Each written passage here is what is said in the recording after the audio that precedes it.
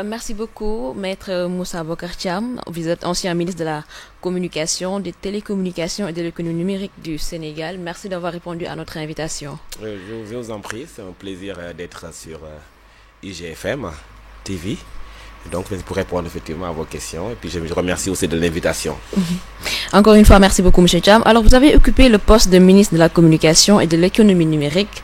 Aujourd'hui, quels résultats tangibles et concrets pouvez-vous nous présenter comme bilan de votre passage à ce poste? Ah ouais, bon, vous savez, déjà moi, il faut savoir que je suis le 8e ministre des Télécoms et de la Communication sous le régime du président Macky Sall. Donc j'ai été nommé en octobre 2022. Voilà, j'ai fait un an et demi. Et donc, quand je suis arrivé, bon, d'ailleurs, c'est sous mon magistère qu'on a vraiment vu une impulsion nouvelle du ministère. Parce qu'effectivement, c'est lorsque je suis arrivé qu'on a quand même cumulé les deux ministères, la communication et les télécoms et le numérique. Alors, donc, maintenant, il y a 3 volets dans ce ministère. Il y a le volet communication, ministère qui gère en fait, votre profession, la presse, et le volet télécommunication et le volet numérique. Donc, c'est quasiment 3 ministères, en fait, 3 en 1, comme on dit. Alors, donc, du point de vue, bon, peut-être, je ne sais pas si quel domaine vous intéresse le plus, si c'est peut-être pour votre secteur. Ce qu'on a fait dans ce secteur, c'est déjà faire tout pour mettre en œuvre le code de la presse. Vous savez que le code de la presse a été voté en 2017, et donc, le loi est resté pendant 5 ans sans aucune application. Alors que de cette loi dépendait effectivement la Commission nationale de la carte de la presse, dépendait l'assainissement du secteur de la presse, dépendait aussi le fonds d'appui à la presse. Avant, c'était une aide à la presse, dérisoire au début, parce que sous Macky Sall, je crois, en 2012, ce fonds était à 400 millions. Donc, alors, moi, lorsque je suis arrivé, ce fonds était monté à 700 millions. Et en une année, il était monté à 1 milliard 400 millions. Et quand je quittais, un an après, c'était à 1 milliard 900 millions, presque 2 milliards. Donc le fonds est passé quasiment de 300 millions à 2 milliards. C'est parce que j'ai compris qu'effectivement que la presse doit être accompagnée. Parce que c'est un secteur difficile, c'est un secteur qui n'est pas rentable, c'est un secteur éminemment concurrentiel. Vu effectivement le paysage, vu le développement des réseaux sociaux aussi. Donc aujourd'hui, effectivement, les médias classiques, effectivement, sont quand même harcelés par ce nouveau type de communication rapide, efficace et voilà, qui dépasse quasiment vraiment tous les schémas classiques en matière de communication. Alors donc ça, c'était un premier volet. Donc on a fait des avancées notoires. Pour assainir la presse aussi également, la Commission nationale de la carte de presse, on a délivré presque 2000 cartes de presse pour vraiment assainir la presse, savoir qui est qui. Parce que c'est une profession une personne qui choisit d'être journaliste doit pouvoir vivre de cette profession. Donc il faut qu'aujourd'hui, mis à présent, qu'on essaie de réguler ce secteur, savoir qui est qui, pour qu'un jeune Sénégalais puisse faire carrière dans la profession. En parlant de la régulation, ou plutôt de l'assainissement de la presse, on a vu par exemple qu'une certaine presse a été l'objet d'attaques, entre guillemets, selon certaines personnes. Et comment est-ce que vous jugez cette situation-là aujourd'hui? Parce qu'on voit que, comme je l'ai dit tantôt, il y a une certaine presse qui a subi par exemple des sanctions parce qu'elle n'est pas reconnue. Comment jugez-vous cette situation-là? Actuellement, donc vous savez, le gouvernement actuel, dans le cadre de l'assainissement de la presse, a opté pour que les acteurs de la presse fassent des déclarations à la suite sur une plateforme. À la suite, le ministre va dire qui est reconnu et qui n'est pas reconnu. Et je pense que d'abord c'est une démarche qui n'est pas une bonne démarche. Parce que là, c'est un secteur consensuel. Vous ne pouvez pas réguler un secteur, vous ne pouvez pas travailler pour les gens, pour le secteur de la presse sans associer les acteurs. La réflexion doit être issue des études ou bien des résolutions des acteurs avec l'autorité. Il ne peut pas y avoir justement une procédure unilatérale du ministère pour ce qui sanctionne ou bien qui reconnaît et qui ne reconnaît pas des acteurs de la presse qui ont quand même été ici pendant des années, qui sont des figures marquantes de la presse. Donc je trouve que la démarche elle n'est pas du tout bonne. Je demande aussi solennellement effectivement au ministre de se ressaisir. Il n'a qu'à se ressaisir. Appeler le CEDEPS, le patronat, appeler la convention des jeunes reporters, appeler effectivement tous les acteurs de la presse, le SYNPICS et tout ça, les syndicats, pour discuter. Et trouver vraiment un terrain d'entente, trouver une méthodologie. C'est la seule voie, hein? Parce que la voie de la confrontation ne mène à rien du tout.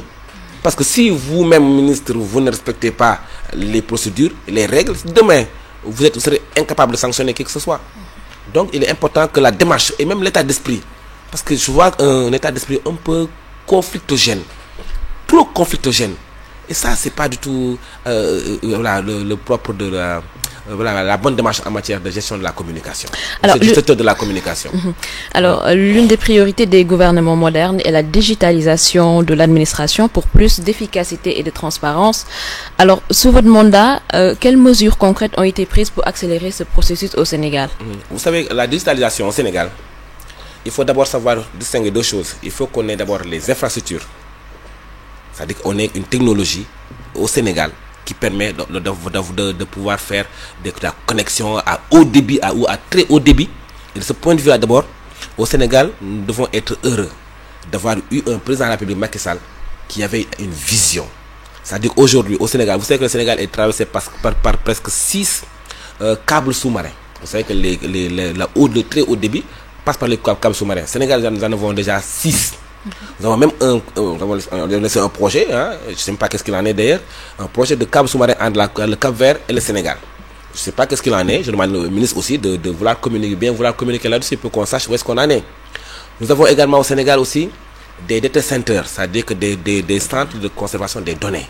Et donc, nous avons celle de Sénégal, le data center de Sénégal numérique, nous avons le data center de Sénégal Connect Park, qui est un data center certifié, voilà, tier 3. Donc, vous avez, on a les infrastructures aujourd'hui au Sénégal. Vous avez presque 15 000 km de fibre optique au Sénégal. C'est très important. Et donc, d'abord, nous avons les infrastructures de qualité dans ce pays. Mais étant donné qu'on a ces infrastructures-là, qu'est-ce qui peut aujourd'hui justifier que le Sénégal est en traîne par rapport à ça? Oui, parce que maintenant, c'est une question de volonté politique. Parce que c'est un secteur hyper concurrentiel, c'est un secteur hyper dynamique. Il appartient maintenant à la digitalisation, c'est même pas, voilà, je veux dire, c'est une obligation. Vous ne pouvez plus travailler comme avant. Vous êtes obligé, on est dedans, on est dans l'ère de l'intelligence artificielle, on est dedans. Et c'est irréversible, on ne revient pas en arrière. Donc, on n'y est ou on n'y est pas. Donc, aujourd'hui, l'État, parce que dans le cadre, dans lorsqu'on était là, en fait, on avait quand même réussi à digitaliser plus de 87 procédures administratives.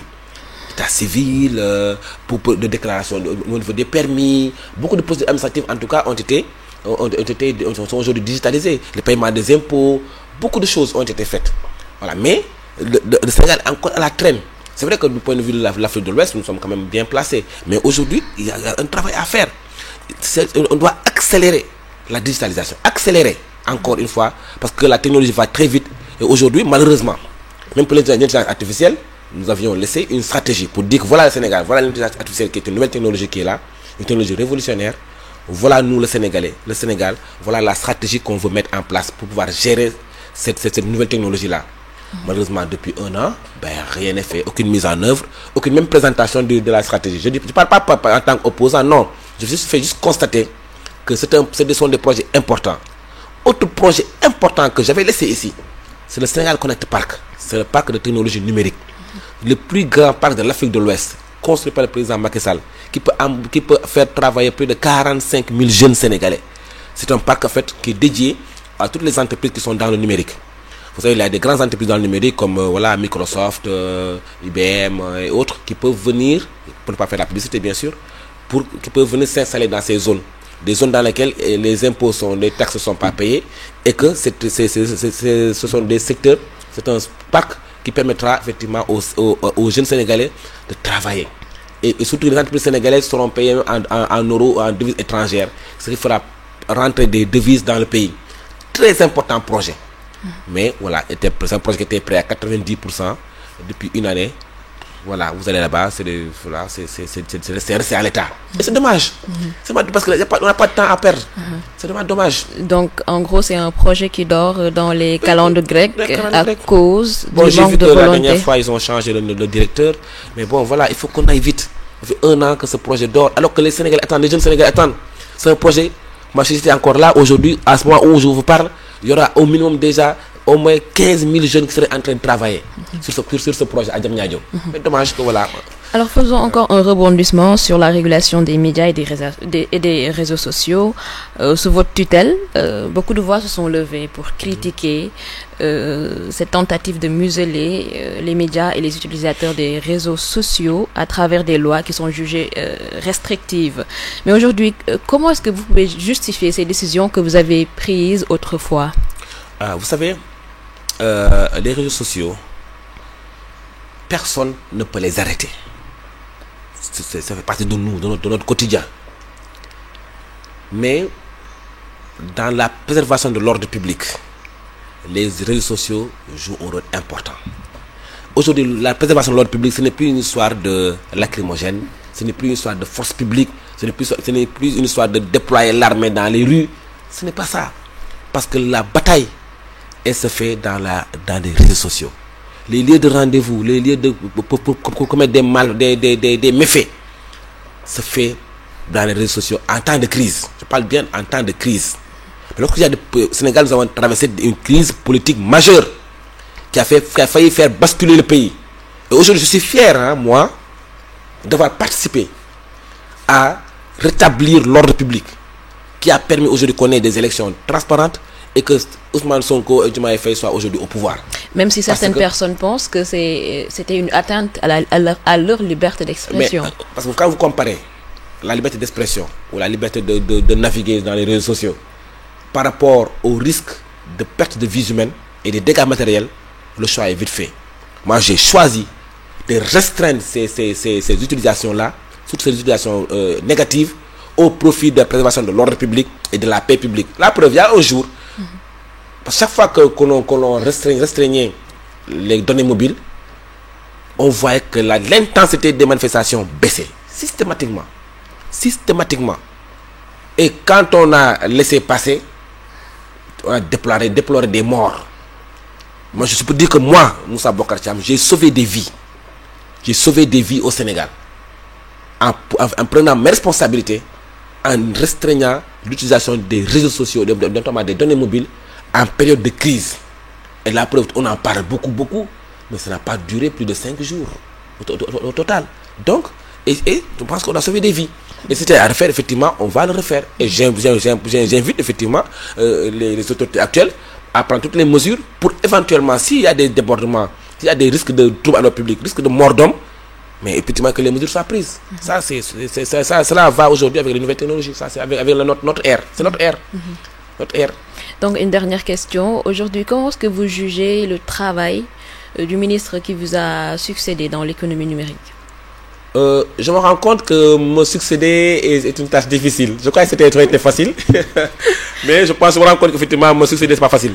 Parce qu'il est confronté à beaucoup de difficultés de communication avec les acteurs, d'impulsion. Parce que vous savez, quand vous gérez un ministère, c'est vous qui devez faire le ministère. C'est pas le ministère qui vous fait. Vous devez impulser, rassurer les acteurs, communiquer avec les acteurs du numérique, du digital, qui est un secteur d'innovation.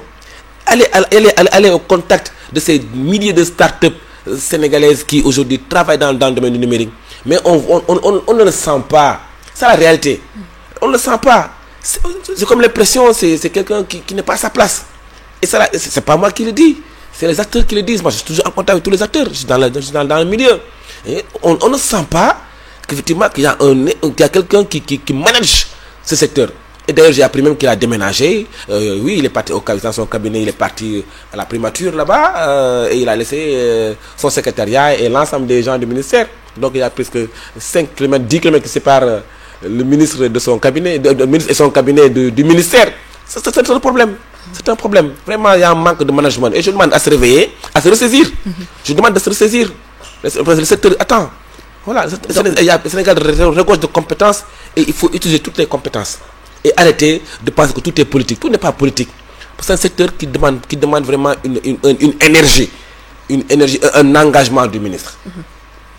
Moi, quand j'étais là-bas, j'avais un engagement personnel sur tous les dossiers. Tous les dossiers. Il n'y a pas un seul dossier au ministère que je ne maîtrisais pas. Il n'y en a pas. Parce qu'effectivement, c'est ça. Voilà la bonne voie. Et d'ailleurs, en faisant la passation de service, je lui ai dit, effectivement, il faut aller au fond et auprès des dossiers. Il ne faut pas seulement se contenter des rapports qu'on vous envoie. allez au fond des dossiers. S'il y a des travaux, allez au champ, mettez vos bottes et votre jean, allez sur le chantier. Et je suis désolé que voilà, le chantier dont je vous parle, très important projet Sénégal Connect Park, depuis qu'il est arrivé, il est passé une fois, comme ça, 5 minutes, c'est terminé. Il n'a jamais remis les pieds là-bas. Et c'est dommage pour le Donc, pays. en résumé, on peut considérer que votre vision a été abandonnée.